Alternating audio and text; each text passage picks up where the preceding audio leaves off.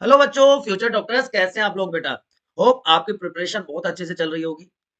अब हमारी revision series में वन शॉट वीडियो में आज बात करने वाले हैं इवोल्यूशन की। बच्चों, सबसे पहले आपको ये पता होना चाहिए व्हाट इज इवोल्यूशन। तो ग्रेजुअल, कंटिन्यूअस, इरिवर्सिबल प्रोसेस है बेटा, है ना, कि लगातार होती रहती है but it is slow and irreversible. Simple से एडवांस ऑर्गेनिजम्स बनते हैं, सिंपल से कॉम्प्लेक्स ऑर्गेनिज्म की फॉर्मेशन होती है, लेकिन रिवर्स नहीं होती है कंडीशन। ऐसा नहीं है कि कॉम्प्लेक्स से फिर सिंपल ऑर्गेनिजम्स की फॉर्मेशन हो जाएगी, है ना। तो this is definition of evolution. Now it is study of history of life forms on earth, different life form, चाहे वो यूनिसेलुलर है चाहे वो मल्टी सेलुलर है। अब जो मिलियन ऑफ ईयर्स में फ्लोरा और फोना में, प्लांट और एनिमल में स्ट्रक्चरली जो चेंजेस ऑब्जर्व किए गए, उसकी स्टडी को हम क्या कह देते हैं, इवोल्यूशन कह देते हैं। तो इसमें बायोटिक पार्ट भी हम, या बायोलॉजिकल इवोल्यूशन भी डिस्कस करेंगे और केमिकल इवोल्यूशन भी डिस्कस करेंगे, जिसमें अर्थ का, सोलर सिस्टम का, स्टार्स का, यूनिवर्स का जो पूरा का पूरा इवोल्यूशन हुआ है उसको भी हम डिस्कस करने वाले हैं। ठीक है ना। तो ओरिजिन ऑफ लाइफ में सारा कुछ इंक्लूड हो जाएगा। तो 15 to 20 billion years ago, right, there was a huge cluster of galaxies, universe की जो फॉर्मेशन कर रही थी। ठीक है। अब इस ओरिजिन, सॉरी, इस यूनिवर्स का ओरिजिन कैसे हुआ, इसके लिए एक साइंटिस्ट थे, एबे लेमेटेयर। उन्होंने एक कंसेप्ट दिया, एक थ्योरी दी, जिसको हम बिग बैंग थ्योरी के नाम से पढ़ते हैं। Big bang theory, right. क्या कहती है थ्योरी, कि this universe is old, nearly 20 billion years old. तो यहाँ पे सडनली एक एक्सप्लोजन हुआ, और उस एक्सप्लोजन से जो सिंगल कॉम्पैक्ट मास था यूनिवर्स का, वो स्कैटर्ड हो गया, यूनिवर्स एक्सपेंड हो गया, and temperature starts to came down. Gases जो क्लाउड्स थे उनका कंडेंसेशन स्टार्ट हो गया due to gravitation, and galaxies की फॉर्मेशन हुई, राइट। अब जो गैसियस क्लाउड था, उस गैसियस क्लाउड के लिए एक नाम दिया गया बच्चों, नेब्यूले। नेब्यूले नाम दिया गया उस गैसियस क्लाउड को, और ये नेब्यूले ही कन्वर्ट हो गया स्टार्स में। इसी से स्टार्स की फॉर्मेशन हुई, उसी से प्लैनेट्स बने, सैटेलाइट्स की फॉर्मेशन हुई, and we are part of a galaxy, milky way, जिसमें हमारी अर्थ और पूरा का पूरा सोलर सिस्टम आ जाता है। तो earth originated nearly 4.5 billion years ago, और अर्लियर एटमॉस्फेयर जो था वो रिड्यूसिंग टाइप का था। इनिशियली तो एटमॉस्फेयर ही नहीं था, water vapours, methane, carbon dioxide, जो अमोनिया थी वो मोल्टन मास से रिलीज हुई ग्रेजुअली। एंड जो अल्ट्रावायलेट रेज थी सन से, उन्होंने क्या किया, वाटर को ब्रेक डाउन कर दिया स्टोर O2 में, और ये O2 कंबाइन करके अमोनिया, मीथेन के साथ इसने वाटर और कार्बन डाइऑक्साइड की फॉर्मेशन कर दी। तो इस ड्यूरेशन में जो अर्थ की फॉर्मेशन हुई, इसकी अर्थ के 3 लेयर है। तो जो आउटर मोस्ट लेयर थी वो सबसे लास्ट में बनी, उसकी फॉर्मेशन लास्ट में हुई। जो मिडिल लेयर थी, जिसको हम क्या कहते हैं, मेंटल, वो पहले बनी, जिसमें सिलिकेट्स और ऑक्साइड थे, आयन के, मैग्नीशियम के, राइट। तो सिंपल कंपाउंड्स जैसे मीथेन, जैसे कि अमोनिया, ये रिलीज हो गए मोल्टन मास से। किसका, मेंटल का जो मोल्टन मास था। तो जो प्रिमिटिव एटमॉस्फेयर था अर्थ का, that was reducing type, free oxygen was absent, reducing atmosphere था, नो ऑक्सीजन। ठीक है। Then after billion of years, earth जब और कूल डाउन हुई, वाटर वेपर्स का और कंडेंसेशन हुआ, तो रेन स्टार्टेड टू फॉल, और कहते हैं जितने भी लो लाइंग एरिया थे, they got filled with water, जिससे ओशन की फॉर्मेशन। तो एटमॉस्फेरिक वाटर जो कंडेंस हुआ ड्रॉप्स में रेन के फॉर्म में आया और उसका इवेपोरेशन भी होता रही, साइकिल चलती रही मिलियंस ऑफ ईयर्स तक एंड उसकी वजह से कूलिंग डाउन हुई अर्थ की और लार्ज वाटर बॉडी से ओशियंस बन गए। तो अर्थ was formed 4.5 billion years ago and life appeared 5 billion years after the formation of earth, मतलब नियरली 4 बिलियन ईयर्स बैक। अर्थ के फॉर्मेशन के 500 मिलियन ईयर्स के बाद लाइफ अपीयर हुई। So various theories are given to explain the origin of life on earth. तो हम start करते हैं स्पेशल क्रिएशन थियरी से, जो फादर सुराज ने प्रपोज की थी। It was propose by father Suarez, है ना। उन्होंने कहा कि जो सारा का सारा जो डाइवर्सिटी हम देखते हैं वो अपने आप बना है बाय गॉड, स्पेशल क्रिएटिविटी है गॉड की। गॉड ने इस अर्थ को बनाया है, सारे क्रिएशंस को बनाया है, और जो डाइवर्सिटीज हैं वो फ्यूचर में भी रहेंगी, और अर्थ लगभग 4000 साल पहले बनी है, ठीक है। लेकिन इन आइडियाज का कोई साइंटिफिक बेस नहीं था, इनको चैलेंज किया गया। उसके बाद जो दूसरा कंसेप्ट दिया गया, दूसरी जो थ्योरी दी गई, that is theory of panspermia. Panspermia Greek philosophers का कंसेप्ट था। इसको कोस्मोजोइक थ्योरी भी कहा जाता है। It is also known as cosmozoic theory. उन्होंने कहा कि unit of life are spores, right. और ये स्पोर्स ट्रांसफर हुए हैं अर्थ में from unknown source of of universe, ठीक है। And after reaching to the earth they gave rise to different forms of life, but इसका भी कोई साइंटिफिक बेस नहीं था, so it was also discarded. Then theory of spontaneous generation, जिसको abiogenesis कहा गया, वॉन हेलमोंट ने इसको सपोर्ट किया। एंड इसका बेस क्या था कि life originated from pre existing life, जो डेड डिकेड रोटन मटेरियल जैसे स्ट्रॉ है, मड है, उससे लिविंग ऑर्गेनिजम्स की फॉर्मेशन हुई है, राइट, ये डिकेड मैटर से। But this theory was disapproved. Theory of abiogenesis was disapproved by Francesco Redi and Louis Pasteur. उन्होंने एक्सपेरिमेंटली प्रूव किया कि ऐसा नहीं होता है। तो उन्होंने क्या कहा, उन्होंने थ्योरी ऑफ स्पॉन्टेनियस जनरेशन को डिस्कार्ड कर दिया है, बायोजेनिस को डिस्कार्ड कर दिया। और जो पास्चर का एक्सपेरिमेंट था, लुइस पास्चर का जो एक्सपेरिमेंट था, उसको कहते हैं स्वान नेक एक्सपेरिमेंट। उन्होंने क्या किया, एक जो फ्लास्क था उसकी जो नेक थी उसको बैंड कर दिया by heating, and boiled culture medium was added into the bottom of the flask, जिसमें कील्ड यीस्ट था, जिसमें शुगर्स थी, right.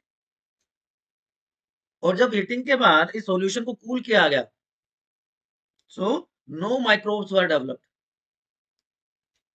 Right. But when this neck was broken down, microbes developed। इसका मतलब क्या हुआ, it showed that in pre-sterilized flask life didn't came from the killed yeast, नहीं आई ना, but when it was kept open new living organism arose from the killed yeast। इसका मतलब spontaneous generation जैसा कुछ नहीं होता, life come from pre-existing life, hominis vivum, hominis cellula cellula, ये वाला कंसेप्ट आया, ठीक है जी। उसके बाद थ्योरी ऑफ केमिकल इवोल्यूशन, या जिसको हम मॉडर्न थ्योरी भी कहते हैं, modern theory of evolution. This theory was proposed bye operon and हेल्डेन, ठीक है ना। इस थ्योरी ने भी ये कहा कि life originated from pre existing non living organic molecule, और इस थ्योरी को एक्सपेरिमेंटली प्रूव किया मिलर के एक्सपेरिमेंट ने, जो हारोल्ड यूरे के स्टूडेंट थे, ठीक है।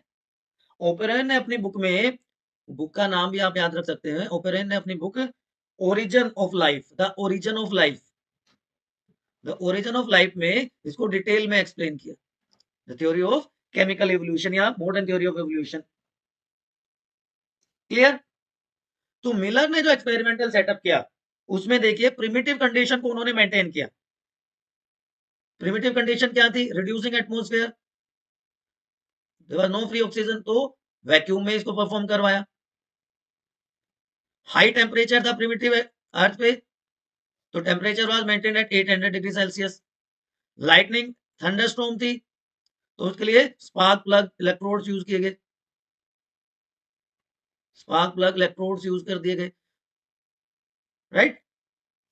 वोल्केनिक स्टॉर्म्स थे, रेडियोएक्टिव डिके हो रहा था, सोलर रेडिएशन थी, लाइटिंग थी, तो वो सबके लिए हाई टेम्परेचर मेंटेन कर दिया गया। और केमिकल रिएक्शन हुई between simple molecules, methane, ammonia, hydrogen and water vapours were taken. इन चार चीजों को लेके उन्होंने सर्कुलेट करवाया इन प्रिमिटिव कंडीशंस, एंड इन सिंपल जो कंपाउंड्स थे उससे उसको आग मिली।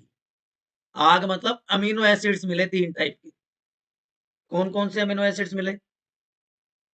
आप में से किसी को याद है तो एक बार फटाफट कमेंट सेक्शन में लिख के बताइए कौन से 3 अमीनो एसिड्स मिले थे मिलर और यूरे को अपने एक्सपेरिमेंट में, बताइए।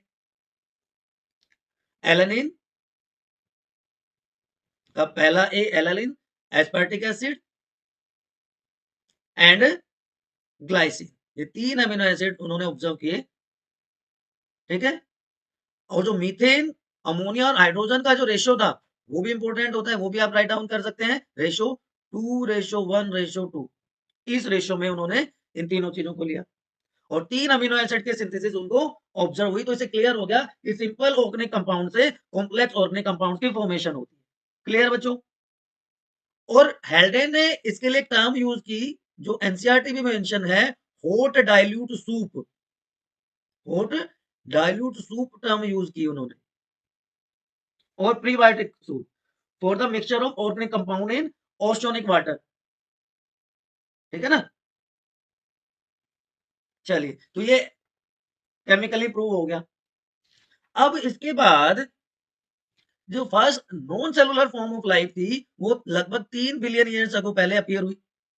वो जायंट मॉलिक्यूल्स थे जिनमें आरएनए, प्रोटीन, पॉलीसेकेराइड्स थे, and these capsules reproduce their molecules, self replication हुआ उसमें, and first cellular form of life appeared nearly 2000 million years ago, जो कि सिंगल सेल्ड ऑर्गेनिज्म थे और जो वाटर में डेवलप हुए। और RNA acts as first organic catalyst. RNA was first catalyst, ठीक है। तो क्या हुआ? RNA act as ribozymes, ribozyme की तरह एक्ट किया उसने for lipid and protein synthesis. Lipid and protein synthesis ribozyme की हेल्प से, आरएनए की हेल्प से होगी। तो आरएनए ने प्रोटीन बना दिए, उसकी में हेल्प कर दी। आरएनए ज्यादा स्टेबल होता है ओपन वाटर बॉडी में एज कंपेयर टू डीएनए, और राइबोसोम सिंथेसिस इजी होती है as compare to deoxyribose synthesis. तो जो फर्स्ट लाइफ फॉर्म आई उनको क्या नाम दिया गया? Protobionts. They were called protobionts. These are artificially synthesised colloidal droplets, जिससे एक्सप्लेन किया गया सिंथेसिस ऑफ फर्स्ट ऑर्गेनिक या फर्स्ट लिविंग फॉर्म्स। तो ओपेरर ने इनको वर्ड दिया कोसर्वेट्स, राइट, कि ये ऐसी वाटर बॉडी है जिनमें केमिकल का एग्रीगेशन है, कोलोइडल ड्रॉपलेट्स हैं जो ग्रो कर सकती हैं और डिफ्यूजन कर सकती हैं, लेकिन इनमें डिवीजन नहीं होता। उनको नाम दिया गया कोसर्वेट्स बाय ओपेरो, एंड इन्हीं को माइक्रोस्फीयर कहा गया बाय सिडनी फॉक्स। दूसरे साइंटिस्ट थे सिडनी फॉक्स, इन्होंने इनको नाम दिया microsphere. These were considered precursor of first cell. These were considered precursors of first cell. ये जो ड्रॉपलेट्स थी they were capable of growth and able to divide. Budding या फ्यूजन जैसी प्रोसेस के थ्रू उनका डिवीजन हो सकता था। तो first cellular form of life appeared 2 billion years ago in primitive oceanic forms. तो जो पहले सेल थे वो कीमोसिंथेटिक ऑटोट्रोप थे। अब उनमें क्लोरोफिल जैसे मॉलिक्यूल डेवलप हो गए, and first photosynthetic form develop, autotrophs आ गए लाइक ब्लू ग्रीन एल्गी, ठीक है। तो फोटोसिंथेसिस के टाइम पे फ्री मॉलिक्यूलर ऑक्सीजन रिलीज हो गई, एंड जो एटमॉस्फेयर था वो कैसा हो गया, ऑक्सीडाइजिंग एटमॉस्फेयर हो गया, ओजोन की फॉर्मेशन हो गई, एक्वेटिक वेजिटेशन आ गई, लैंड वेजिटेरियन एनिमल्स के इवोल्यूशन उसके बाद हो गया। ठीक है, चलिए दो और थियरीज हैं जिनको हम डिस्कस करेंगे, एनसीईआरटी में बाद में दिया हुआ है, पहले अब उनको डिस्कस कर लेते हैं क्योंकि हम थियरीज की बात कर रहे हैं। उसके बाद हम बात करेंगे एविडेंसेस ऑफ इवोल्यूशन की बच्चों। तो थियरीज में दो थियरीज बहुत इंपॉर्टेंट है, बल्कि तीनों हम डिस्कस करेंगे। तो पहली थियरी क्या आती है, लेमार्किज्म या लेमार्क्स थियरी। लेमार्क ने अपनी बुक में इसको मेंशन किया, कौन सी बुक थी, फिलोसफिक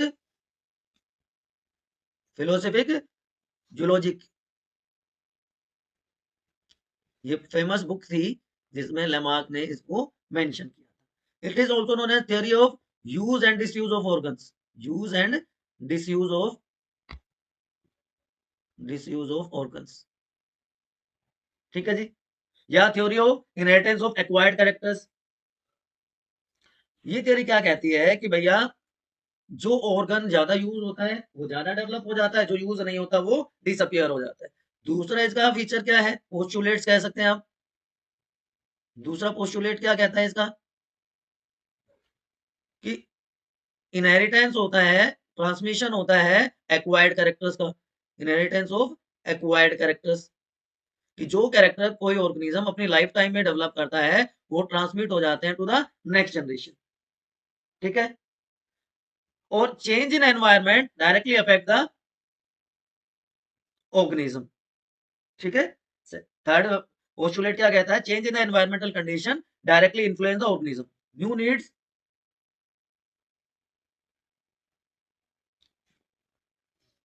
न्यू कैरेक्टर्स, राइट। तो ये तीन पोस्टुलेट उन्होंने मेनली दी, और उसके एविडेंस में, उसके सपोर्ट में जो एविडेंस दिए, पहला disappearance of limbs in snakes, कि पहले स्नेक्स में लिम्स होते थे बट वो बरोइंग एनिमल्स हैं तो उनका यूज नहीं हुआ। दूसरा inheritance of acquired characters, long neck in giraffe. ठीक है, vestigial wing in some birds, in running birds. तो न्यू नीड्स के हिसाब से ये नई कैरेक्टर्स डेवलप हो गए। ठीक है, नाउ अब जो फैक्ट्स थे उसको डिसअप्रूव कर दिया एक साइंटिस्ट ने जिसका नाम था वेलेस। वेलेस ने थ्योरी दी, theory of continuity of germ plasm, theory of continuity of germ plasm. उन्होंने कहा कि there are two type of cells in an organism,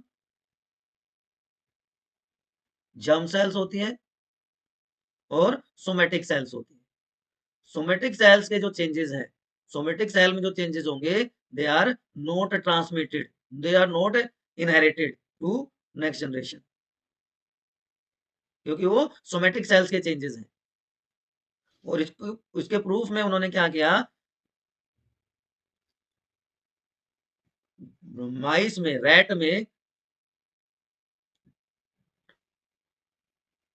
20 generation तक टेल को कट किया, but tailless mice never born, right. तो clear cut उन्होंने disapprove कर दिया लेमा की थ्योरी को, जर्म सेल के जो चेंजेस हैं वो ट्रांसमिट हो जाते हैं next generation. Now like Darwin worked in Galapagos island, Alfred Wallace जिन्होंने थ्योरी दी कंटिन्यूटी ऑफ जर्म प्लाज्म की, he worked in Malaya archipelago, और उनके भी कंक्लूजन कुछ ऐसे ही थे जैसे डार्विन के थे। तो डार्विन की थ्योरी को डार्विन वेलेस थ्योरी भी कहा जाता है, Darwin Wallace theory of natural selection, Wallace theory of natural selection. Now Darwin was also influenced by another scientist, Malthus. Malthus worked on population genetics and he wrote a famous essay on population genetics. उन्होंने कहा कि जो population है वो तो geometrically ratio करती, grow करती है, बट जो रिसोर्सेज हैं वो अर्थमेटिकली ग्रो करते हैं। तो आफ्टर टाइम सैचुरेशन रिचेस, और जब सैचुरेशन आ जाएगा तो स्ट्रगल हो जाता है। स्ट्रगल हो जाएगा तो सर्वाइवल ऑफ द फिटेस्ट आ जाएगा। तो ये सारी चीजें डार्विन ने अपनी थ्योरी में इंक्लूड करी। Darwin traveled in a ship HMS Beagle and studied finches of sparrow की एक टाइप कह सकते हैं आप इसको, गैलापागोस आइलैंड। गैलापागोस आइलैंड में उन्होंने फिंचेस को स्टडी किया। ठीक है बच्चों, तो डार्विन ने माल्थस के ऐसे को स्टडी किया और उसके बेसिस पे उन्होंने कुछ फैक्ट्स और कंक्लूजन दिए। ठीक है, कि पहला जो पोस्टुलेट था उनका, first postulate of Darwin theory was rapid multiplication, कि हर ऑर्गेनिज्म मैक्सिमम रिप्रोड्यूस करने की कोशिश करता है। ठीक है, इनॉर्मस फर्टिलिटी होती है हर ऑर्गेनिज्म में, और उसी की वजह से population of each species remain constant. तो इससे कंक्लूजन क्या निकला? Struggle for existence, struggle for existence आया। तो ये दूसरा उनका पोस्टुलेट बन गया, स्ट्रगल, कि जब सैचुरेशन आ जाएगा तो उससे क्या होगा? फूड और स्पेस के लिए स्ट्रगल होगा। स्ट्रगल इंटर स्पेसिफिक भी होगा, इंट्रा स्पेसिफिक भी होगा, और एनवायरमेंटल कंडीशन के साथ भी होगा। तो जो सक्सेसफुली अपने आप को अडेप्ट कर लेगा वो सरवाइव कर जाएगा। तो उससे क्या आ जाएगा? Survival of the fittest. तीसरा पोस्टुलेट आ जाएगा, स्ट्रगल फॉर एग्जिस्टेंस के बाद सर्वाइवल ऑफ द फिटेस्ट। ये वर्ड, ये कंसेप्ट वैसे दिया था हर्बर्ट स्पेंसर ने। हर्बर्ट स्पेंसर ने वर्ड दिया था, कंसेप्ट दिया था, सर्वाइवल ऑफ द फिटेस्ट। जो स्ट्रॉन्ग होगा वो सर्वाइव कर जाएगा, या नेचुरल सिलेक्शन हो जाएगा तो नेचर उसको सेलेक्ट कर लेगा ऑर्गेनिज्म को। ठीक है, कंटिन्यूस चेंजेस होंगे एनवायरमेंट में, कंटिन्यूस नेचुरल सिलेक्शन होगा, it will leads to speciation, formation of new species. ठीक है, तो branching descent and natural selection were the two key concept of Darwin's theory of selection. ठीक है ना, डार्विन के हिसाब से वेरिएशन क्या थी? Small and continuous directed. तो according to Darwin fitness is the end result, fitness is end result of ability to adapt. ठीक है, एंड एडेप्टेशन के बाद क्या होगा? And get selected by nature, natural selection. कि जो अपने आप को अडेप्ट कर पाएगा वही तो सेलेक्ट होगा नेचर से, उसी वही तो नेचुरल सिलेक्शन में उसके चांसेस बढ़ जाएंगे। So better fit individual survive more, है ना। सो जो better fitness, better fit, more chances of survival. ठीक है जी, और जब सर्वाइवल ज्यादा होगा तो वो रिप्रोड्यूस भी करेंगे, और जब रिप्रोड्यूस करेंगे तो उनका पॉपुलेशन साइज है वो इंक्रीज होगा। ठीक है, लेकिन बहुत सालों तक डार्विन की थ्योरी को चैलेंज नहीं मिला, बट बाद में कुछ ऑब्जेक्शंस आए। ऑब्जेक्शंस क्या थे? ऑब्जेक्शन आया कि Darwin was fail to explain the cause of transmission of variation, और दूसरा जो मेन ऑब्जेक्शन था दैट वाज म्यूटेशन, उसको एक्सप्लेन नहीं कर पाया, डिसकंटिन्यूअस वेरिएशन को वो एक्सप्लेन नहीं कर पाया। तो इसी के बेसिस पे mutation theory was proposed by Hugo de Vries. He worked on evening primrose, Oenothera lamarckiana, Oenothera lamarckiana पे उन्होंने काम किया,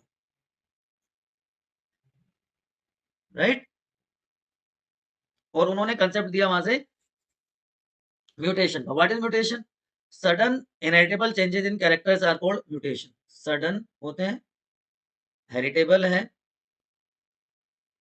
चेंजेस है, उनको हमने नहीं बल्कि ह्यूगो डे वेरिस ने क्या नाम दिया? म्यूटेशन नाम दिया।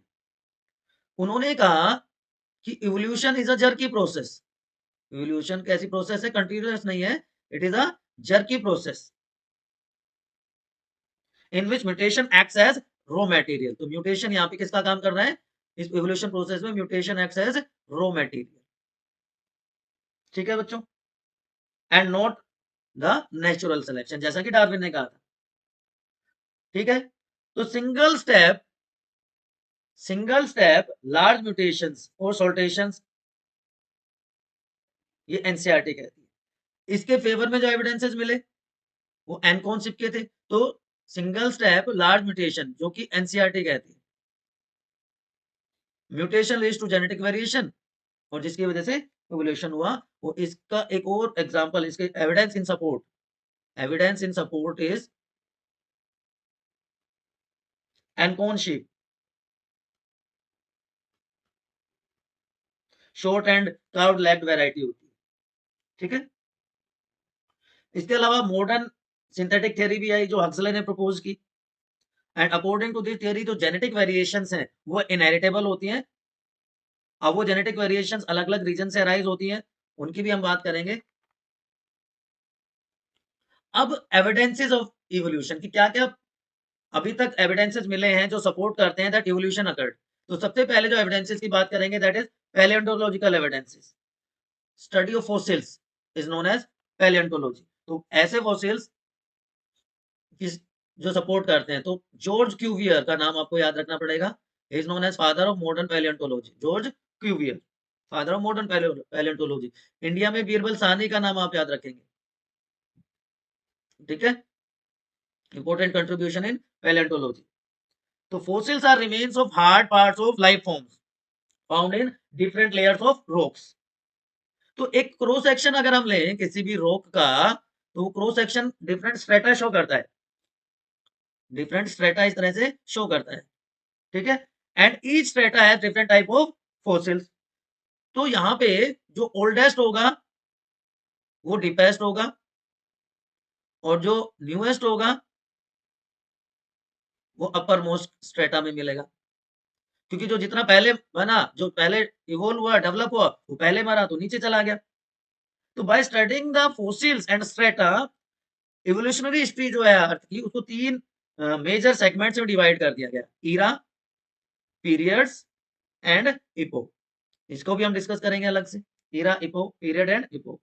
तो जो सेडिमेंट्री रॉक्स हैं मेनली वहां पे फॉसिल ज्यादा मिलते हैं, सेडिमेंट्री रॉक्स में फॉसिल्स ज्यादा मिलते हैं, ये याद रखना है। ठीक है ना बच्चों,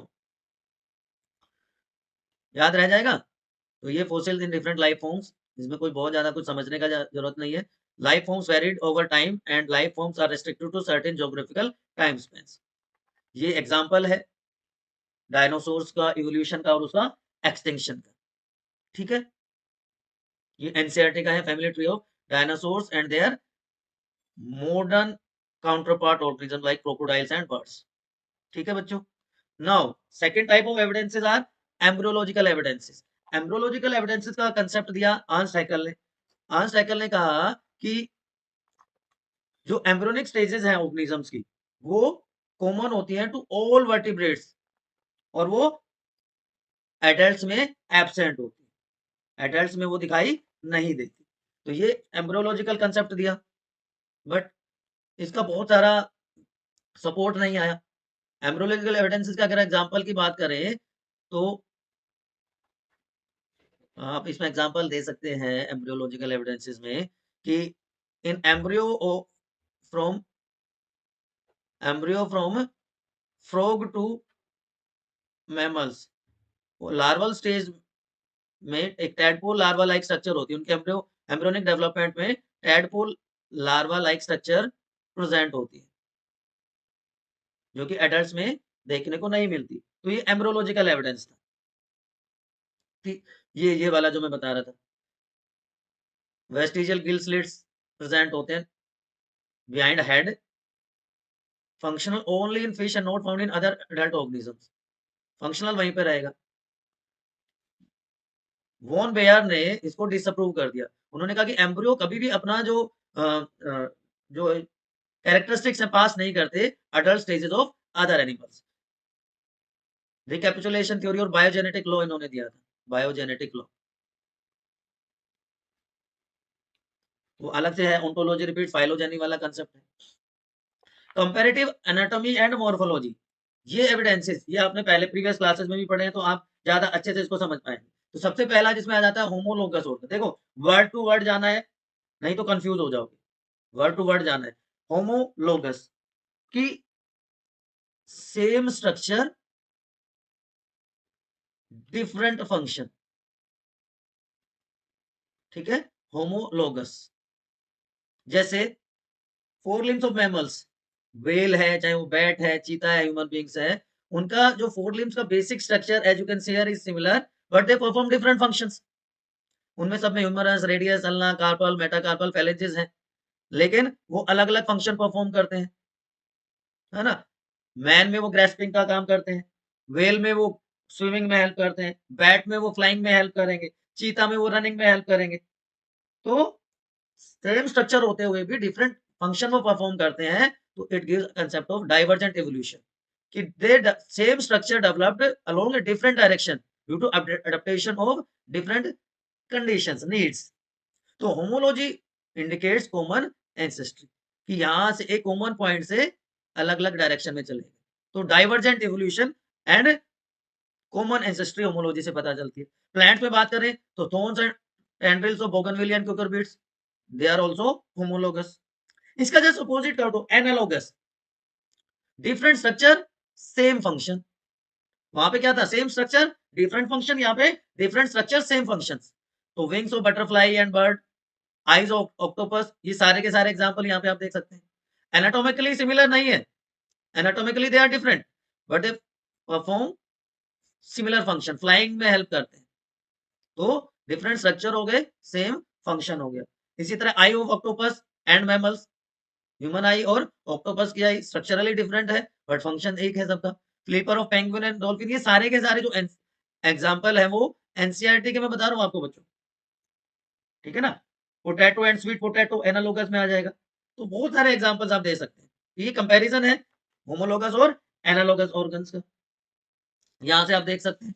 इसके अलावा दो तीन और वर्ड हैं जो इन एविडेंसेस में आते हैं। एक आ जाता है वेस्टिजियल ऑर्गन। वेस्टिजियल ऑर्गन क्या होता है, कि नॉन फंक्शनल रूडिमेंट्री और reduced in size, rudimentary, non functional है, रूडिमेंट्री ऑर्गन है, कि वो पहले एंसेस्टर्स में फंक्शनल हुआ करता था।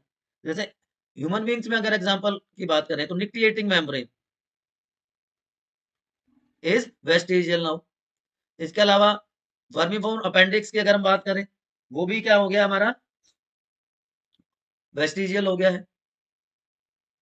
इसके अलावा ईयर पिना में जो मसल्स होती हैं, ऑरिकुलर मसल्स ऑफ पिना, वो भी वेस्टिजियल है। बहुत सारे एग्जांपल्स हैं, ठीक है। फिर दूसरा एक और इसमें एग्जांपल आ जाता है, connecting link and missing link, दोनों को मैं एक साथ बताता हूँ। ये वो ग्रुप्स हैं, ये वो ऑर्गेनिजम्स हैं having character of two different groups, organism having character of two different groups। तो डिफरेंस क्या है, कनेक्टिंग लिंक तो अभी भी मिलते हैं, मिसिंग लिंक में ऐसे ऑर्गेनिज्म है जो एक्सटिंक्ट हो चुके हैं, बट जिनमें दो डिफरेंट ग्रुप्स के कैरेक्टर्स मिलते हैं। इसका एग्जांपल है आर्चोप्टेरिक्स। आर्चोप्टेरिक्स, और इसमें बहुत सारे एग्जांपल आप इंक्लूड कर सकते हो। इसमें आप पेरिपेटस का एग्जांपल दे सकते हो, बिटवीन एनालिडा एंड आर्थ्रोपोडा। इसमें आप देख सकते हो न्यूक्लिना का example, between Annelida and Mollusca, ठीक है। Balanoglossus between chordates and non chordates, बहुत सारे एग्जांपल हैं। और मिसिंग लिंक में ऑलरेडी मैंने आपको बता दिया। एक और होता है atavism, reappearance of ancestral characters, जैसे short tail in newborn baby in human beings, या लार्ज कैनाइन टीथ, ये सारे इसमें आ जाते हैं। तो ये तो हो गए आपके palaeontological, morphological and anatomical evidences, ठीक है। एम्ब्रियोलॉजिकल एविडेंस की बात कर ली हमने। उसके बाद जो आता है बच्चों, दैट इज बायोकेमिकल सिमिलरिटीज। अब बायोकेमिकल सिमिलरिटीज में क्या आ जाएगा बताओ, आइडिया सोचो, कि जो जीन्स हैं, जो ब्लड ग्रुप्स हैं, जो प्रोटीन्स हैं, वो सारे इसमें आ जाएंगे। है ना, वो सारे के सारे इसमें आ जाते हैं। तो similarities in proteins and genes performing different functions या same function in different organisms. Cytochrome C का कंपैरिजन इसमें स्टडी किया जाता है। प्रोटीन्स का, इसको मोलिकुलर होमोलॉजी भी कहा जाता है, it is known as molecular homology. तो different type of proteins, blood grouping, Rh factor, ये सारे बायोकेमिकल एविडेंसेस प्रोवाइड करते हैं। ठीक है, एक और होता है बायोजोग्राफिकल एविडेंसेस कि जो कॉन्टिनेंटल ड्रिफ्ट की वजह से आए वो रेस्ट्रिक्टेड ड्रिफ्ट। चलिए मैं बता ही देता हूं आपको, बायोजोग्राफिकल एविडेंसेस, बायोजियोग्राफिकल एविडेंसेस। हमने ये तो पढ़ा है कि हमारे ये सारे के सारे जो कॉन्टिनेंट्स थे वो पहले क्या थे, सारे के सारे कॉन्टिनेंट थे एक ह्यूज मास की फॉर्म में प्रेजेंट थे, है ना, जिसको हम क्या कहते थे, पेंजिया, पेंजिया कहा जाता था। अब कॉन्टिनेंटल शिफ्ट की वजह से, कॉन्टिनेंटल ड्रिफ्ट की वजह से एनवायरमेंटल कंडीशन जब चेंज हुई तो ये एक दूसरे से सेपरेट होना शुरू हो गए, एक दूसरे से दूर जाना शुरू हो गए और मॉडर्न डे के कॉन्टिनेंट की फॉर्मेशन हो गई। अब अगर हम नॉर्थ पोल से साउथ पोल के बीच में देखें, एक तरफ हम नॉर्थ पोल मान लेते हैं, तो यहाँ पे इस पूरे रीजन को हम डिफरेंट कॉन्टिनेंट्स के फॉर्म में देख लेते हैं। ये इधर साउथ पोल हो गया, तो यहाँ पे ऑस्ट्रेलिया, है ना, यहाँ पे यूरोप, और यहाँ पे इनके बीच में ये हिमालयन रेंज आ गई, हिमालयन माउंटेन्स आ गए, तो ये ओरिएंटल रीजन होगा जिसमें इंडिया भी आ जाएगा। ठीक, इधर साउथ अमेरिका हो जाएगा, यहाँ पे नॉर्थ अमेरिका हो जाएगा, और ये बीच वाला एरिया साउथ साउथ, ये साउथ अमेरिका है, साउथ अमेरिका, आप कंफ्यूज ना हो, और ये साउथ अफ्रीका हो गया। ठीक है, यहाँ पे इंडियन ओशन है, तो देर आर, यहाँ पे ये जो साउथ अमेरिका वाला एरिया था, यहाँ पे वो गैलापागोस आइलैंड थे जहाँ पे डार्विन ने काम किया था। इधर फिर सहारा डेजर्ट हो जाएगा। तो यहाँ पे इन डिफरेंट बैरियर की वजह से अलग अलग टाइप के डिस्ट्रीब्यूशन होते हैं ऑर्गेनिज्म के। एक होता है डिसकंटिन्यूअस डिस्ट्रीब्यूशन। डिसकंटिन्यूअस का मतलब क्या हो गया कि closely related species in widely distributed area, कि क्लोजली रिलेटेड तो है species, related closely related species in widely distributed area. कोई एग्जांपल आपके दिमाग में आ रहा हो, फटाफट बता सकते हो आप, जल्दी से बताओ, एग्जांपल बताइए। कैमल तो मिलता है एशिया में, लामा मिलता है अमेरिका में।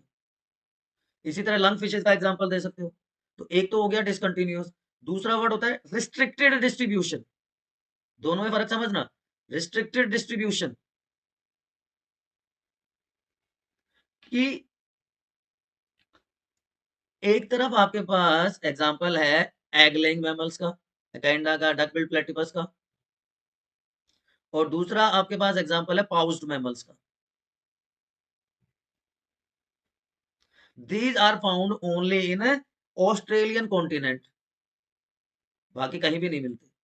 तो वहीं तक रिस्ट्रिक्ट हो गए ना। और तीसरा है इसमें जिसको हम डिटेल में डिस्कस करने वाले हैं, एडेप्टिव रेडिएशन। एडेप्टिव रेडिएशन या जिसको हम डाइवर्जेंट इवोल्यूशन भी कहते हैं, एडेप्टिव रेडिएशन या डाइवर्जेंट इवोल्यूशन। ठीक है बच्चों, the process of formation of different species in a given geographical area, that is known as adaptive radiation, जो एनसीईआरटी कहती है। ठीक है, चलिए तो बात करें हम एडेप्टिव रेडिएशन की।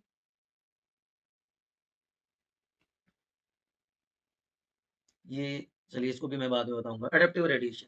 तो एनसीईआरटी क्या कह रही है, एनसीईआरटी कह रही है कि evolution of different species in a given geographical area starting from a point and then radiating to other areas और हैबिटेट्स और geography is known as adaptive radiation. की एक पॉइंट से स्टार्ट होना है, मतलब एंसेस्टर कॉमन है, ये कॉमन एंसेस्टर हो गया, और यहां से ही कैंगरू बन गया, यहीं से तस्मेनियन वुल्फ आ गया, आपके एनसीईआरटी में जो दिया हुआ है, यहीं से कोयला आ गया, यहां से ही बैंडिकूट आ गया एंड सो ऑन। और ये दूसरा जो आपको एग्जांपल यहाँ पे दिख रहा है, that is Darwin's finches. David Lack ने नाम दिया था Darwin's finches.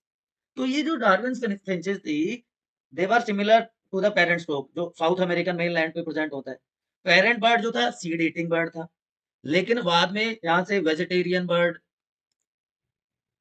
वेंडरर finch, warbler finch, अलग अलग टाइप की फिंचेस हो गई। एक कॉमन एंसेस्टर से स्टार्ट हुई और वो डिफरेंट आइलैंड में due to different food available to them उनकी बीक की स्ट्रक्चर चेंज होगी। तो it is known as adaptive radiation. दूसरा ऑस्ट्रेलियन मार्सुपियल्स का मैंने एग्जांपल बताया, ये तो डार्विन फिंचेस हो गए कि बीक की स्ट्रक्चर में उनके डिफरेंस था। ठीक है, कुछ इंसेक्टिवोरस हो गई, कुछ वेजिटेरियन फिंचेस हो गई। और इसी तरह एग्जांपल दूसरा आ गया ऑस्ट्रेलियन मार्सुपियल्स का, जो मैं आपको बता रहा था कि कॉमन एंसेस्टर था, उसी से बैंडिकूट आ गया, कोअला आ गया, मार्सुपियल मोल आ गया, शुगर ग्लाइडर्स आ गए एंड सो ऑन। ये सारे के सारे एनसीईआरटी में एग्जांपल दिए हुए हैं। तो these marsupial each different from other evolved from ancestral stock, but they are all found in the Australian continent only। ठीक है, तो ये क्या हो गया, अडेप्टिव रेडिएशन। एक अडेप्टिव कन्वर्जेंस भी होता है, अडेप्टिव कन्वर्जेंस होता है, अडेप्टिव कन्वर्जेंस, जिसको कन्वर्जेंट इवोल्यूशन कहते हैं। ये क्या कहलाता है कि एनसीईआरटी क्या कहती है कि when more than one adaptive radiation, more than one adaptive radiation in isolated geographical area, radiation occurs in isolated geographical area।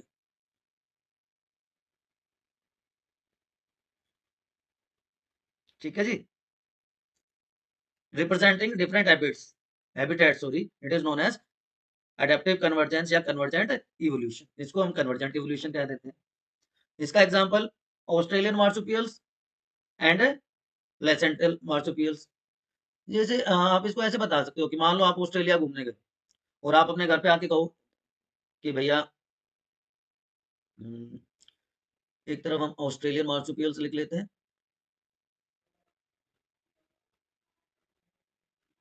ठीक, और एक तरफ प्लेसेंटल मैमल्स लिख देते हैं।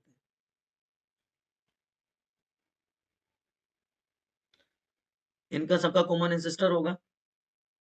आप इसमें पहला आप लिख सकते हैं फ्लाइंग फ्लैंजेस, दूसरा आप इसमें लिख सकते हो टेस्मेनियन वुल्फ, तीसरा आप इसमें लिख सकते हो बैंडेड एंटीटर। सेम इसी तरह से कॉमन एंसेस्टर इनका होगा, इसमें आप पहला लिख सकते हैं फ्लाइंग स्क्वेरल, इसमें आप लिख सकते हैं वुल्फ, सिंपल टेस्मेनियन वुल्फ की जगह वुल्फ लिख सकते हैं। बैंडेड एंटीटर की तरह स्केली एंटीटर हो गया। तो भैया कन्वर्जेंट इवोल्यूशन हो गया ना ये। जब convergent evolution close related species में होता है, then it is known as, मेरे बच्चों, it is known as parallel evolution. तब उसको हम क्या कहते हैं, पैरेलल इवोल्यूशन कहते हैं, बिटवीन हॉर्स एंड डियर, दोनों में कर्सोरियल हैबिट होती है। तो ये हो गया। अब एक और एविडेंस इसका बताता हूँ, नेचुरल सिलेक्शन। जब नेचर किसी ऑर्गेनिज्म को सर्वाइवल एडवांटेज प्रोवाइड कर दे तो उसको हम कहते हैं नेचुरल सिलेक्शन। और इसका बेस्ट एग्जांपल है एंथ्रोपोजेनिक एक्टिविटी की वजह से इंडस्ट्रियल मेलानिज्म हुआ। कि बिफोर इंडस्ट्रियलाइजेशन 1850s में इंग्लैंड में दो टाइप के मोथ मिलते थे, white wing moth and dark wing, जिसको मेलानाइज मोथ भी कहते थे।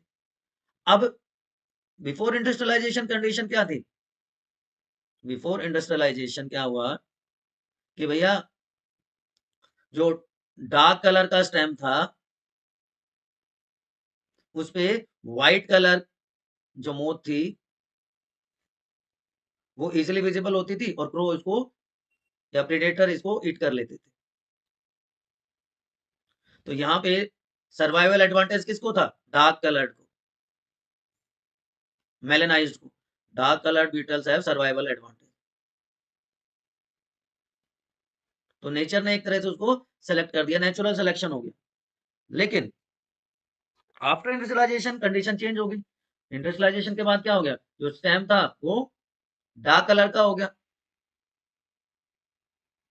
ब्लैक हो गया ना, सॉरी सॉरी सॉरी सॉरी, यहाँ पे क्या है, व्हाइट कलर का था, और व्हाइट कलर की, तो व्हाइट कलर को सर्वाइवल एडवांटेज था, ठीक है ना, क्योंकि स्टेम व्हाइट कलर का था, सॉरी, तो व्हाइट कलर के स्टेम में व्हाइट कलर तो दिखाई नहीं देता था, तो व्हाइट को सर्वाइवल एडवांटेज था, और डार्क कलर को प्रेडेटर खा जाते थे, ठीक है। इंडस्ट्रियलाइजेशन के बाद क्या हुआ कि जो स्टेम था वो डार्क कलर का हो गया ड्यू टू पोल्यूशन, तो अब डार्क में डार्क वाली मेलेनाइज्ड मोथ दिखाई नहीं देती थी, लेकिन व्हाइट कलर की दिखाई देती, तो यहाँ पे डार्क वाले को सर्वाइवल एडवांटेज हो गया। तो आप देख रहे हैं दोनों केसेस में कंडीशन के हिसाब से अलग अलग ऑर्गेनिजम्स को सर्वाइवल एडवांटेज हुआ, तो it is an example of natural selection, कि नेचर जब सर्वाइवल एडवांटेज प्रोवाइड कर देता है किसी ऑर्गेनिज्म को। इसी तरह एंथ्रोपोजेनिक एक्शन की वजह से एवोल्यूशन होता है, तो आप देखते हो कि आजकल बहुत सारे हर्बिसाइड पेस्टिसाइड्स जो है वो यूज किए जाते हैं, एंटीबायोटिक्स रेजिस्टेंस और ड्रग्स डेवलप हो जाते हैं माइक्रोब्स में, अगर वो ज्यादा टाइम तक यूज किए जाते हैं, है ना। तो ये सारे जो एग्जांपल हैं वो एंथ्रोपोजेनिक एक्शन शो करते हैं, ह्यूमन इन्वॉल्वमेंट शो करते हैं। तो इसीलिए इवोल्यूशन के लिए एक वर्ड यूज किया जाता है, बेटा बहुत ध्यान से सुनना, इवोल्यूशन के लिए एक वर्ड यूज किया जाता है, evolution is a stochastic process, क्या है, स्टोकेस्टिक प्रोसेस है, based on chance event in nature and chance mutation in organism, की म्यूटेशन भी हो सकते हैं उसमें, और नेचुरल सिलेक्शन जैसे इवेंट भी हो सकते हैं, इसलिए इसको स्टोकेस्टिक प्रोसेस कहा जाता है, याद रह जाएगा। चलिए जी, बहुत अच्छी बात है अगर आपको याद रह जाएगा तो। अब बात कर लेते हैं, ये सारे हम ऑलरेडी डिस्कस कर चुके हैं, ये वाला जो एडेप्टिव रेडिएशन प्लेसेंटल मैमल का मैंने एग्जांपल आपको बता दिया, एडेप्टिव रेडिएशन हमने डिटेल में डिस्कस कर लिया। हार्डी वेनबर्ग्स प्रिंसिपल बड़ा परेशान करता है बच्चों को, हार्डी वेनबर्ग्स लॉ बड़ा दुखी करता है ना बच्चों को, करता है कि नहीं करता है, बताओ, बोलो, हार्डी वेनबर्ग्स लॉ, शुरू करें, बोलो बच्चों मेरे, हार्डी वेनबर्ग्स लॉ, बोलो। दो मैथमेटिशियंस थे, अब आप वगैरह सर कहाँ से मैथमेटिशियन ले आए बच्चों, यहाँ पे तो आपको मैथमेटिशियन पढ़ना पड़ेगा, मैथमेटिशियन का रोल यहाँ पे इम्पोर्टेंट है, क्यों इम्पोर्टेंट है जी, अभी बताते हैं बच्चों मेरे। तो दो मैथमेटिशियन थे, हार्डी एंड वेनबर्ग, उन्होंने एक प्रिंसिपल बनाया, एक प्रिंसिपल डेवलप किया, किसके बेसिस पे, to give the allele frequency in a population, और उन्होंने ये कहा कि allele frequency in a population remain stable provided, कब स्टेबल रहती है,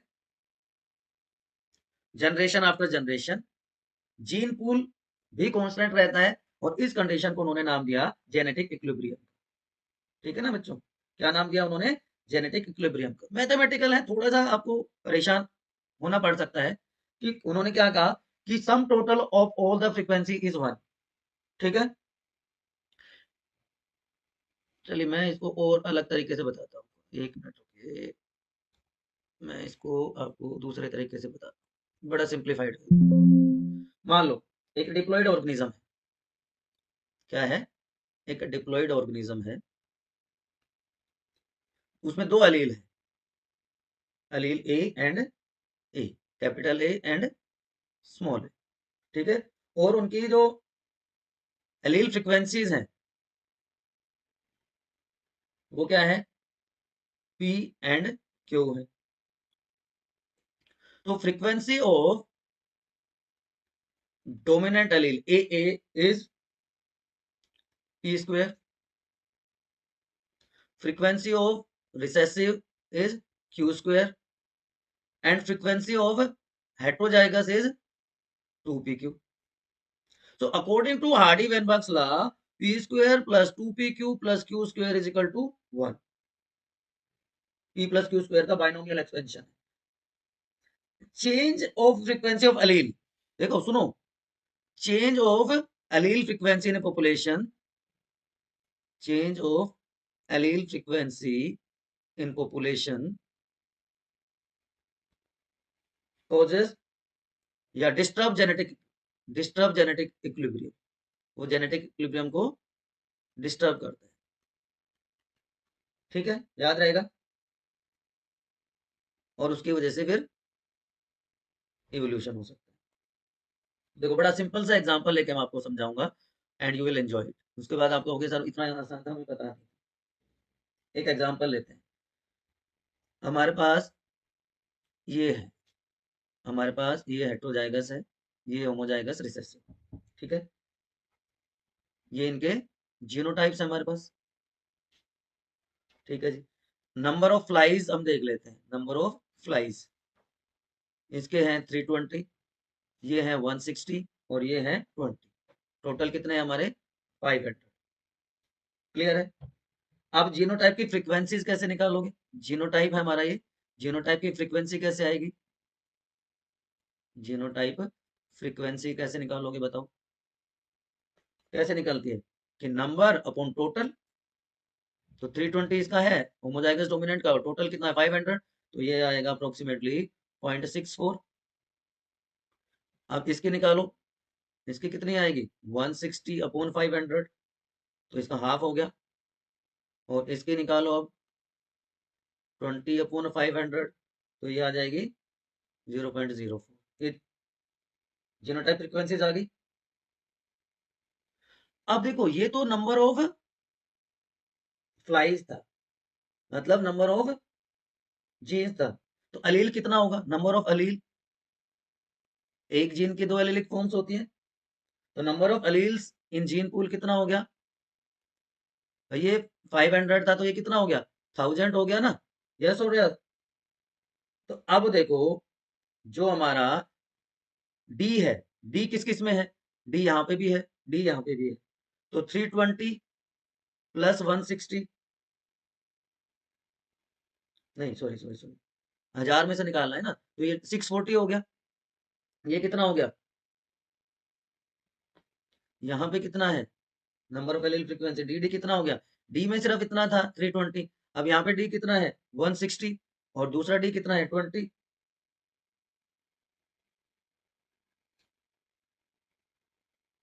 एक सेकंड,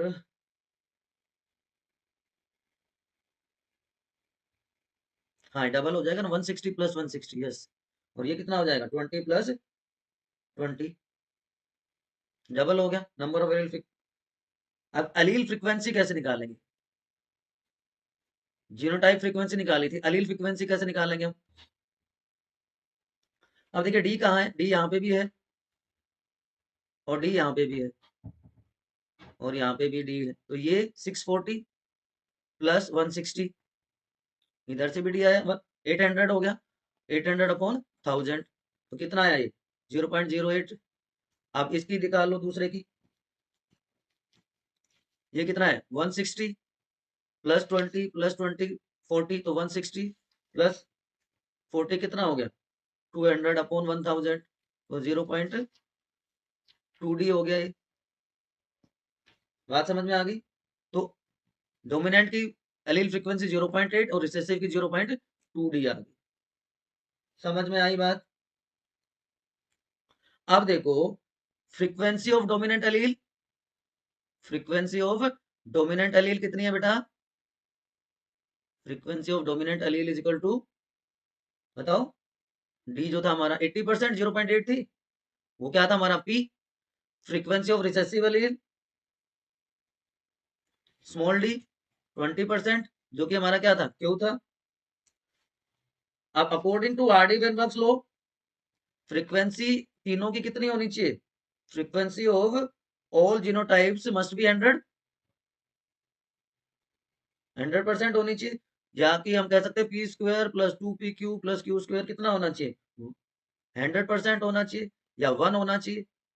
तो होमोलोगस होमोजाइगस डोमिनेंट कितना है? होमोजाइगस डोमिनेंट कितना है 0.64, 0.64 प्लस हेटेरोजाइगस कितना है 0.32, 0.32 प्लस होमोजाइगस रिसेसिव कितना है 0.04 प्लस 0.04, तो ये कितना आ गया? ये कितना आ गया आ गया 100%? बात समझ में आ गई? आ गई तो बहुत अच्छी बात है। तो ये आप हार्डी-वेनबर्ग लॉ था जिससे बच्चे बहुत ज्यादा डरते हैं, बहुत ही ज्यादा डरते हैं, है ना? अब ये जो हार्डी-वेनबर्ग लॉ है, it is in ideal condition, लेकिन नेचर में ऐसा नहीं होता है। नेचर में बहुत सारे फैक्टर्स होते हैं जो इसको अफेक्ट करते हैं। सबसे पहला आता है जीन माइग्रेशन या gene flow, genetic drift, mutations, gene recombination और नेचुरल सिलेक्शन ऑलरेडी हमने देख लिया। तो ये सारे फैक्टर्स इसको अफेक्ट करते हैं, राइट? तो सबसे पहला क्या आता है? Gene migration. देखो बड़ा आसान सा है। माइग्रेशन में दो वर्ड होते हैं, इमिग्रेशन एंड इमिग्रेशन, एग्जिट और इनकमिंग, से याद रख लो। इमिग्रेशन का मतलब जाना, एमिग्रेशन का मतलब एंट्री होना। तो यहाँ पे तो नंबर डिक्रीज होगा, यहाँ पे नंबर इंक्रीज होगा, ठीक है?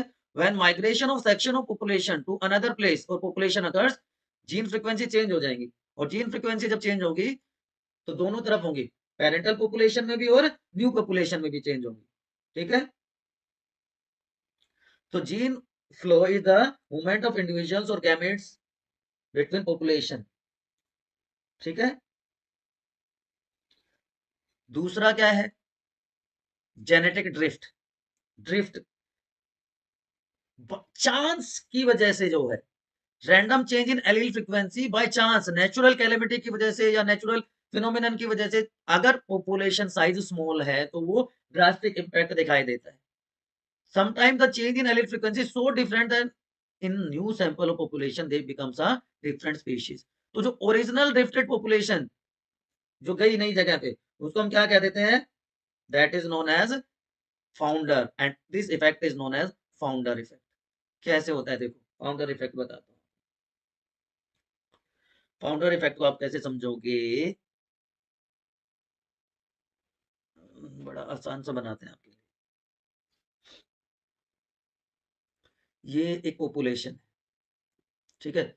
इस पॉपुलेशन में अलग अलग टाइप के एलील्स हैं, इसमें एक एलील ये है, एक एलील ये है, ठीक है जी? तो ये ओरिजिनल पॉपुलेशन है, ठीक? इसमें ये एलील ए हो गया, ये एलील बी हो गया। क्लियर बच्चों? दो एलील हैं इसमें। अब मान लो यहां से, क्योंकि पॉपुलेशन साइज ऑलरेडी स्मॉल है, तो पॉपुलेशन साइज में से एलील ए यहां से चला जाता है एक न्यू पॉपुलेशन में, ठीक है? तो यहाँ पे क्या बच गया? यहाँ पे क्या बच गया? एलील बी बच गया। अब यहाँ पे जाके नई कंडीशन में वो अपने आप को अडेप्ट करके अपना नंबर बढ़ा लेते हैं, नंबर इंक्रीज कर लेते हैं, और एक नई हैबिटेट में अपने आप को एस्टेब्लिश कर लेते हैं। तो वो पायनियर्स हो गए ना, तो उनको क्या कहेंगे हम? फाउंडर्स कहेंगे। कि मान लो हमारे इंडिया से कुछ लोग एक ऐसे कंट्री में जाएं जहाँ पे हैबिटेट अभी एस्टेब्लिश नहीं है, वो अपने आप को वहां पे धीरे धीरे अपने आप को एडजस्ट कर ले, अडेप्ट कर ले, और आफ्टर 20, 50, 100 जनरेशन क्या हो जाएगा? पूरी एक पॉपुलेशन वहां पे फ्लरिश कर जाएगी। तो जो ओरिजिनली जो लोग गए वो क्या कहलाएंगे? वहां पे फाउंडर्स कहलाएंगे, ठीक है? वो क्या कहलाएंगे? फाउंडर्स कहलाएंगे। बात समझ में आ गई? अब इसी से रिलेटेड एक और होता है जिसको हम कहते हैं बोटल नेक इफेक्ट। बड़ा इजीली समझना बच्चों, आपको बोटल नेक इफेक्ट क्या है? कि चीता आपने सुना होगा, एक्सटिंक्ट हो गया चीता, ठीक है? या कोई और एग्जांपल ले सकते हो आपको जो अच्छा लगता हो। सील का एग्जांपल ले लो। अब ओरिजिनली मान लो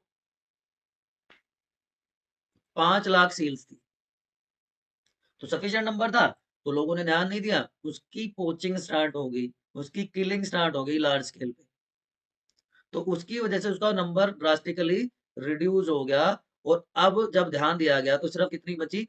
50 बची। 5 लाख से नंबर कितना रह गया? 50। तो एक वाइडर पॉपुलेशन को, वाइडर नंबर ऑफ इंडिविजुअल्स को हमने इतना डिस्ट्रॉय कर दिया, इतना एलिमिनेट कर दिया कि जिसकी वजह से उनका जो नंबर है सर्वाइवर्स का, वो बहुत स्मॉल रह गया। ठीक है, अब यहाँ पे ध्यान दिया गया, उनकी प्रोटेक्शन की गई। ठीक है, तो उसकी वजह से अब ग्रेजुअली नंबर बढ़ेगा, लेकिन नंबर जो बढ़ेगा वो इस 50 से ही तो बढ़ेगा ना। नंबर किससे बढ़ेगा? 50 से बढ़ेगा, 5 लाख से नहीं बढ़ेगा। तो ऐसे इफेक्ट को हम क्या कहते हैं? Bottleneck effect. ठीक है, समझ में आ गई? तो founder effect and bottleneck effect, दो इफेक्ट हैं। उसके बाद आ जाता है तीसरा फैक्टर, म्यूटेशंस। म्यूटेशंस आप सबको पता है, what are mutations?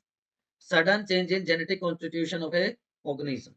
Genetic changes जो रॉ मटेरियल प्रोवाइड करते हैं फॉर इवोल्यूशन,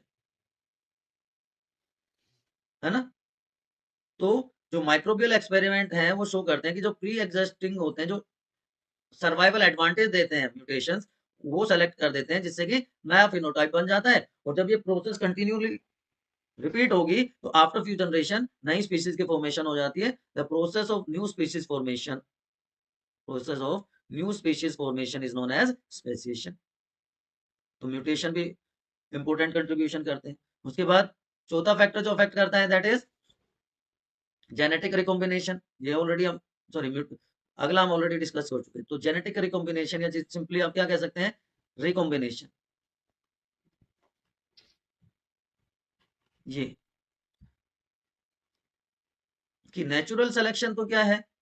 एक ऐसी प्रोसेस है जिसमें जो ट्रांसमिट हेरिटेबल वेरिएशंस हैं वो बेटर सर्वाइवल में हेल्प करते हैं ऑर्गेनिज्म को। और उस जब ज्यादा रिप्रोडक्शन होगा तो ज्यादा नंबर उनका प्रोड्यूस होगा, है ना। तो जो जेनेटिक रिकॉम्बिनेशन है, सीधी सी बात है, जो फिटनेस की हमने बात करी थी, जो फिटनेस की हमने बात करी थी, वहां पे मतलब रिप्रोडक्टिव फिटनेस से ही था। ठीक, तो जो सुपीरियर वैरायटी है, सुपीरियर स्पीशीज है, वो आपस में रिप्रोड्यूस करती हैं, तो जिससे नए कैरेक्टर्स आते हैं। नए character after few generation they help in formation of new species. ठीक, चलिए। और last one is natural selection. Natural selection का मैंने बता दिया था कि जब नेचर सर्वाइवल एडवांटेज प्रोवाइड करता है किसी ऑर्गेनिज्म को, तो वो क्या कहलाता है? Natural selection. अब किसी पॉपुलेशन में, पॉपुलेशन है 3 types of individuals, phenotypic expressions की बात कर रहे हैं, फिनोटिपिक कैरेक्टर्स की बात कर रहे हैं। एक है मान लो स्मॉल साइज्ड, एक है मीडियम साइज्ड, और तीसरा है लार्ज साइज। हम ह्यूमन बींग्स की हाइट की भी बात कर लेते हैं, मान लीजिए। तो मीडियम साइज अगर इंडियन एरिया की बात करें, मेल्स में 5.5 5.7 होती है। स्मॉल साइज की भाई 4.5 से कम वाले वो स्मॉल साइज में आ जाएंगे, और 6 फीट एंड अबोव वाले लार्ज साइज में आ जाएंगे। तो 3 टाइप की ही नेचुरल सिलेक्शन होती है। पहली होती है स्टेबलाइजिंग सिलेक्शन। स्टेबलाइजिंग सिलेक्शन कि large number of population is favoured by the mean position. जो एक्सट्रीम होंगे उसके राइट और लेफ्ट साइड में होंगे। कि हाइट की बात करें तो मीडियम, जो मीडियम है वो फेवर होगा, लेकिन उससे कम वाले भी होंगे, उससे ज्यादा वाले भी होंगे। तो स्टेबल कहाँ हो रही है पॉपुलेशन? एक मीन वैल्यू पे हो रही है। तो ऐसी जो नेचुरल सिलेक्शन है वो क्या कहलाएगी? Stabilising natural selection. दूसरा होता है डायरेक्शनल। डायरेक्शनल कि भैया जो मीन वैल्यू है वो पीक बना रही है, लेकिन जो मीडियम साइज है वो एलिमिनेट होगी। तो जो जो पॉपुलेशन कंसिडर होगी वो या तो स्मॉल साइज वाली या लार्ज साइज। एक पर्टिकुलर डायरेक्शन में, एक पर्टिकुलर इवेंट को, एक पर्टिकुलर कैरेक्टर को अगर हम एड्रेस करना हो, तो जो पीक है वो शिफ्ट हो जाएगी एक पर्टिकुलर डायरेक्शन में। कि हम ये कहेंगे भाई इस पॉपुलेशन में हमें स्मॉल साइज ऑर्गेनिजम्स देखना है, तो वो लेफ्ट में शिफ्ट हो जाएगी। हम कहेंगे हमें 6 फीट या उससे ज्यादा वाले इंडिविजुअल्स को छांटना है, तो पीक राइट साइड में शिफ्ट हो जाएगी। And third one is known as disruptive selection, diversifying disruptive selection, कि यहाँ पे डिफरेंट पीक्स आर ऑब्टेन्ड, अलग अलग पीक्स मिलेंगी। एनसीईआरटी क्या कहती है? More individual acquire peripheral character value at both ends of distribution.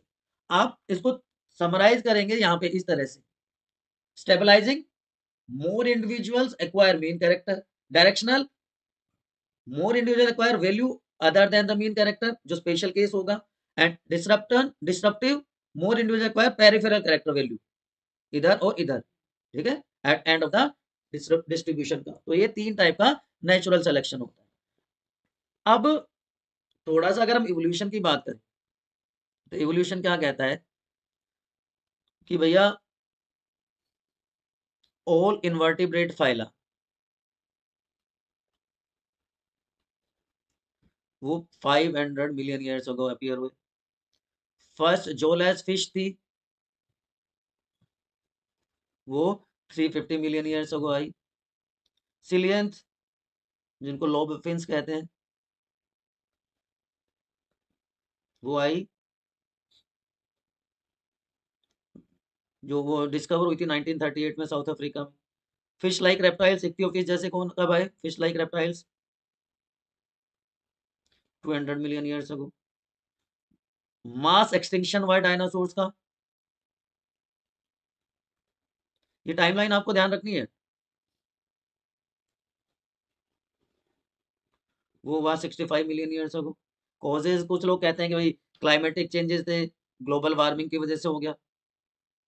कुछ लोग कहते हैं कि वो इवोल्व हो गए बर्ड्स में। कुछ कहते हैं कि भैया कोलिजन विद मेट्रोइड्स, उसकी वजह से वो खत्म हो गए। एग्जैक्ट रीजन नहीं पता, कि इरिडियम आया अर्थ पे, उसकी वजह से वो डिसअपियर हो गए। तो देयर आर वेरियस कंसेप्ट्स। तो ये सारा मैंने यहाँ पे मेंशन किया है, जो कि यहाँ पे आप देख सकते हैं, ठीक है। अगर हम जियोलॉजिकल टाइम स्केल की बात करें, तो जियोलॉजिकल टाइम स्केल के हिसाब से जो ऑर्गेनिजम्स हैं उनको हम डिफरेंट पीरियड, ईरा, इपोक में स्टडी करते हैं। मैंने कहा था हम इस टॉपिक को आगे डिटेल में डिस्कस करने वाले हैं। यस और यस, मैंने बताया था कि नहीं? बताओ फटाफट। तो अब उसी को हम थोड़ा सा डिटेल में डिस्कस करते हैं, जियोलॉजिकल टाइम स्केल। तो देखिए, जो जियोलॉजिकल टाइम स्केल है उसको 4 पार्ट्स में, 4 ईरा में डिवाइड किया गया है। सबसे पहला क्या है? सबसे पहला क्या है बताओ? ओल्डेस्ट क्या है?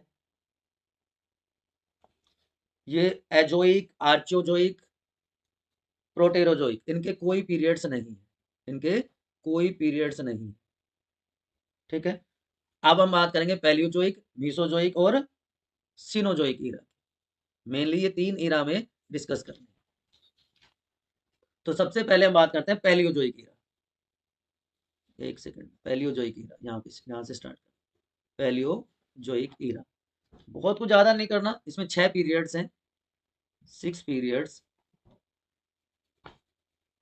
पीसीओ एसओ, एसओसी से याद कर सकते हो, PCO SOC.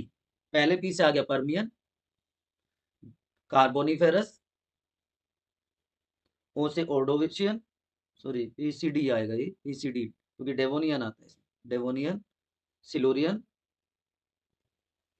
Ordovician and Cambrian. ये 6 पीरियड्स। अब इसमें और दूसरी चीज क्या इंपॉर्टेंट याद रखनी है, कि कहाँ पे कौन सा डोमिनेट किया, ये इस डायरेक्शन में जा रहा है, तो परमियन सबसे आगे। तो सबसे पहले नीचे से स्टार्ट करते हैं। Cambrian, all invertebrate phyla, all invertebrate phyla. Trilobites, trilobites क्या है? प्रिमिटिव आर्थ्रोपोड्स, उनके फॉसिल्स। उसके बाद Ordovician, jawless fish, origin of vertebrates आप कह सकते हैं। सिलोरियन में क्या हुआ? जो फिश। डेवोनियन में क्या आया? एज ऑफ फिशेस, डोमिनेट किया उन्होंने। कार्बोनिफेरस में क्या हुआ जी? कार्बोनिफेरस में एज ऑफ एम्फीबियंस, एम्फीबियन ने डोमिनेट किया। और उसी टाइम पे origin of reptiles and winged insects, origin of reptiles plus winged insects, ये हो गया। एंड परमियन में एक्सटिंक्शन ऑफ ट्राइबोलाइट्स जो प्रिमिटिव आर्थ्रोपोड थे, and origin of mammals like reptiles, origin of mammals like reptiles. तो ये इसका टाइमलाइन होगा। उसके बाद आ जाता है मीसोजोइक एरा। तो इसमें 6 पीरियड थे, तो मीसोजोइक में 3 ही पीरियड है, only 3 periods. It is known as golden age of reptiles. Mesozoic era is golden age of reptiles बच्चों। आज में इसमें 3 periods are there. CJT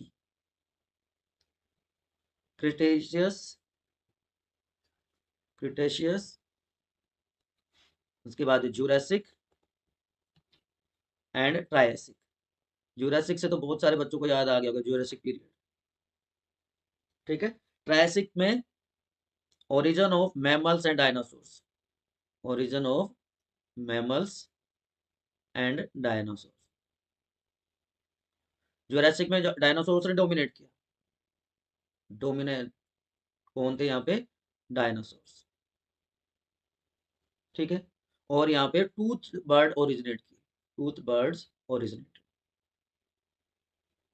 और क्रिस्टेशियस में क्या हुआ, 65 मिलियन ईयर्स को, थोड़ी देर पहले मैंने बताया था, फटाफट कमेंट सेक्शन में बताओ। Mass extinction of dinosaurs. तो जो मेसोजोइक ईरा है वो आपको, आप कह सकते हो कि डायनासोर से रिलेटेड ही है सारा का सारा, उसी से रिलेटेड सारी चीजें याद रखनी। एंड देन उसके बाद आ गया बच्चों, मेसोजोइक के बाद क्या है, Cenozoic era. Cenozoic era, golden age of mammals and angiosperms, golden age of mammals and angiosperms, इसी में हम जी रहे हैं एक तरह से। तो इसमें 2 पीरियड है, ओनली 2 पीरियड्स, लेकिन इसमें इपोक बहुत है। तो इसमें एक है क्वार्टनरी पीरियड, क्वार्टनरी पीरियड में इपोक है 2, होलोसीन एंड प्लियोस्टीन। और टर्शरी जो पीरियड है, टर्शरी पीरियड में 5 इपोक है। पहला है प्लियोसीन, वो प्लियोस्टीन है, ये प्लियोसीन है, मायोसीन, फिर ओलिगो, फिर ईओ एंड लास्टली पैलियो, ठीक। तो पैलियो में फर्स्ट प्राइमेट, पैलियो में फर्स्ट प्राइमेट, ईओ में फर्स्ट हॉर्स, ईओ हॉर्स के लिए आता है, ठीक है। ओलिगो में monkey and apes, first monkey and apes. Mio में first man like ape, first man like ape, जिसको क्या कहा गया था, Dryopithecus Ramapithecus, dryo Ramapithecus. And Pliocene Australopithecus, ठीक है जी, याद रहेगा। अब क्वार्टनरी के 2 इपोक कौन से हैं, प्लियोस्टीन, प्लियोस्टीन में क्या आया, होमो इरेक्टस। और होलोसीन में क्या आ गया, Cro-Magnon and modern man, Cro-Magnon and modern man. तो ये इसकी टाइमलाइन होगी, ठीक है बच्चों, ये याद रहेगा। और कोई कंफ्यूजन है तो एक बार बताओ फटाफट जल्दी से। तो यहाँ से भी आप याद रख सकते हो, ये मैंने टेबुलर फॉर्म में आपको सारी चीजें दे दी हैं, यहाँ से भी आप याद रख सकते हो अगर कोई कंफ्यूजन है, अदरवाइज मैंने डिटेल में ऑलरेडी आपको बता दिया, ठीक है जी। यही चीजें हैं, मैंने दूसरी तरह से रिप्रेजेंट करने की कोशिश की है आपके लिए। तो यहाँ से भी आप याद रख सकते हो, या यहाँ पे भी ये एनसीईआरटी के जो डायग्राम्स हैं वो मेंशन किए हुए हैं, वही टाइमलाइन है जो हमने डिस्कस करी है, Carboniferous, Permian, Triassic, Jurassic, Cretaceous, Tertiary and Quaternary, और फिर इनके इपोक्स। ये सारे प्लांट्स के टर्म्स में हो गए, वो एनिमल्स के टर्म्स में। अब हम बात करते हैं ह्यूमन इवोल्यूशन की, most successful story of evolution, man with language, skills and self consciousness. पूरी डिटेल हम डिस्कस करें उससे पहले मैंने बड़ा इजी वे में आपको सारी कहानी समझा देता हूँ। देखो क्या हुआ, जो फर्स्ट आइडिया था ह्यूमन इवोल्यूशन का वो आया डार्विन की बुक में, द डिसेंट ऑफ मैन। अब देखो फाइलम क्या है ह्यूमन बींग्स का, चलो बताते जाओ। फाइलम कोर्डेटा है, ओके। क्लास क्या है, मैमेलिया है, ओके।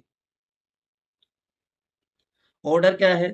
प्राइमेटा है जी, ओके प्राइमेटा है, क्योंकि इसमें नेल्स हैं और प्लेंटीग्रेड फीट है, प्लेंटीग्रेड फीट। ऑर्डर के बाद सब ऑर्डर क्या है? एंथोसब एंथ्रोपोइडिया, ऑर्डर। फैमिली कर लीजिए इसके बाद, फैमिली क्या है? Hominidae, only humans, bipedal locomotion, erect posture, genus Homo and species sapiens. ये क्लासिफिकेशन होगी। Wise man, all primates have monophyletic evolution, all primates have monophyletic origin।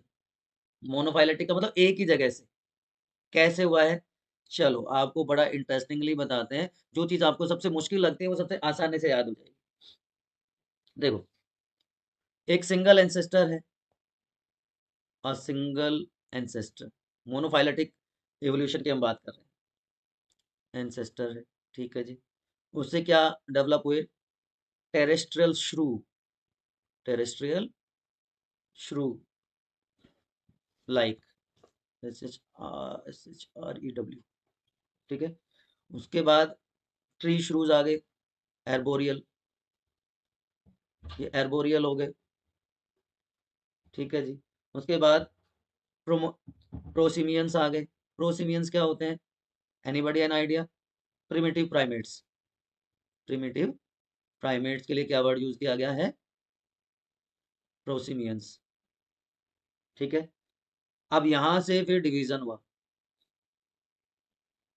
Lemur, Lowry, tarsier, ये सारे। और जो टार्सोइड एंसेस्टर है,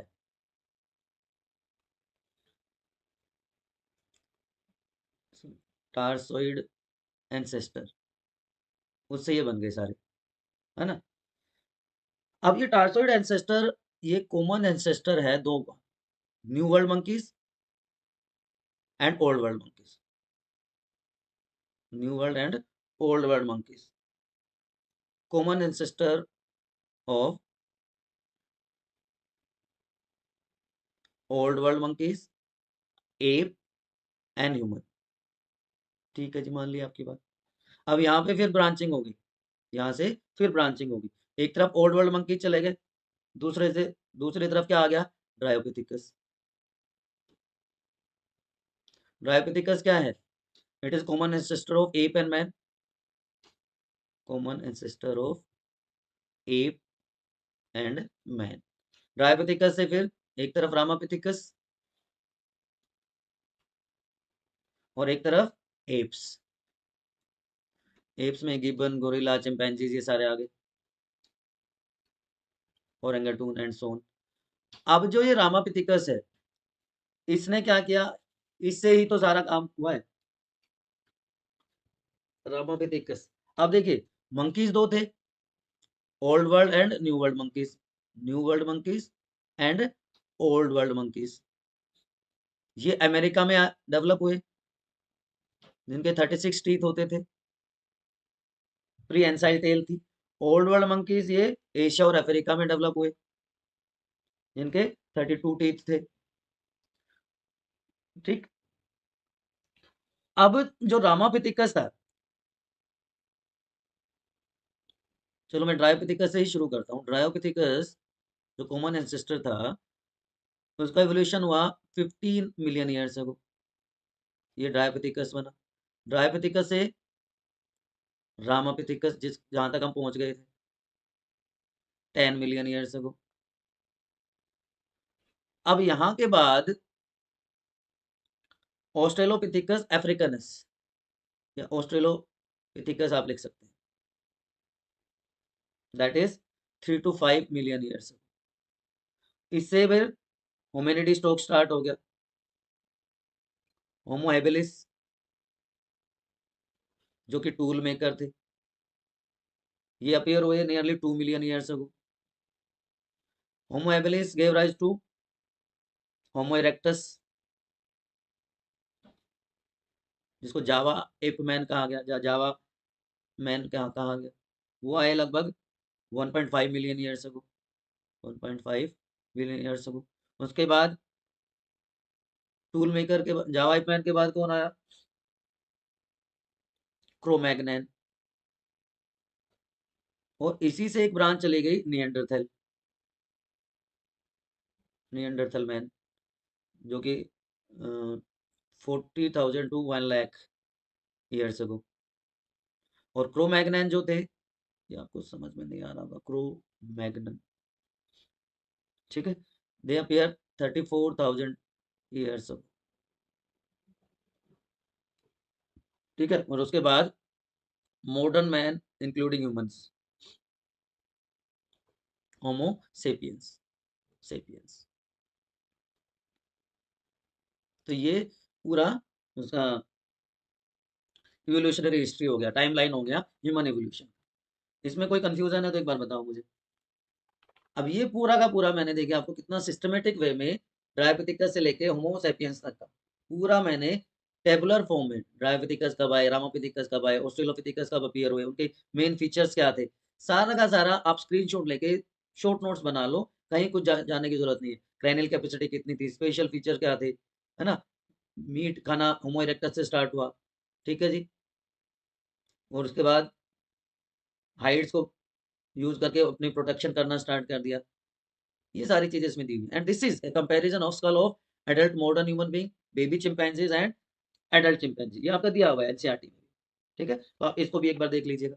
तो बच्चों ये पूरा का पूरा आपका हमने डिस्कस कर दिया इवोल्यूशन।